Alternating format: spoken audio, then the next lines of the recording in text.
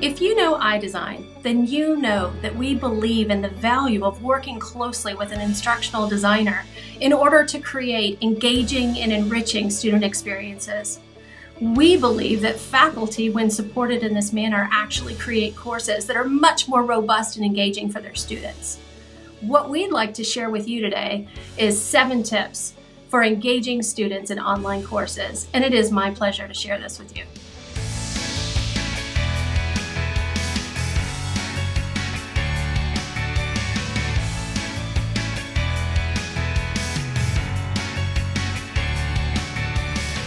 When designing courses to encourage student engagement, I typically recommend using a variety of resources and assessments that allow students to have options.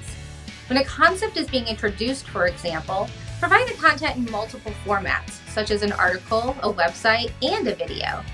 By allowing students to choose how they learn the content, they then become more active participants in their learning. One of the things we find is that online students often come to us from diverse backgrounds and with various needs. They are often frustrated by unorganized courses and inaccessible content. Creating predictable patterns and providing visual cues eliminates student confusion and the need for faculty to answer repetitive questions. And ensuring your learning materials are ADA compliant allows students with disabilities from being left behind. By implementing these solutions throughout your courses, students will spend less time finding materials and more time learning. When it comes to online education, discussion forums have long been seen to be the peanut butter to the jelly of online learning. But both students and faculty alike have at times blown hot and cold in their response to discussion forums.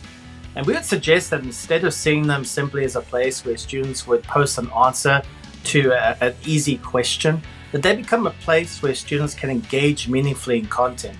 And they can do this through scenarios, through case studies, through escape rooms, through debates, and a whole lot more, so that they become engaged not only with each other, but in the content that they're learning for the betterment of everyone. Make it relevant. Why is this important? Why should I care? And how does this relate to me? Primarily, you can do this through stories. You hear it called introductions or case studies or scenarios, but they're all rooted in telling rich stories to give meaning and context to students. What this does is give students both meaning and purpose in the course, draws them in, and deepens their learning.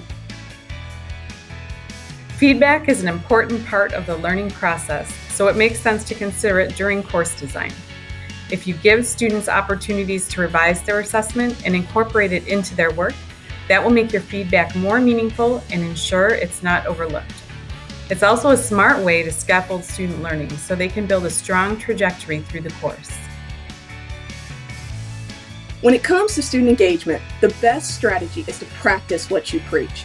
Instructors who have a very strong online presence and make a connection with students generally see that type of connection in return. Once, while facilitating a faculty development course, I offered and encouraged one-on-one meetings with those faculty ahead of the course beginning.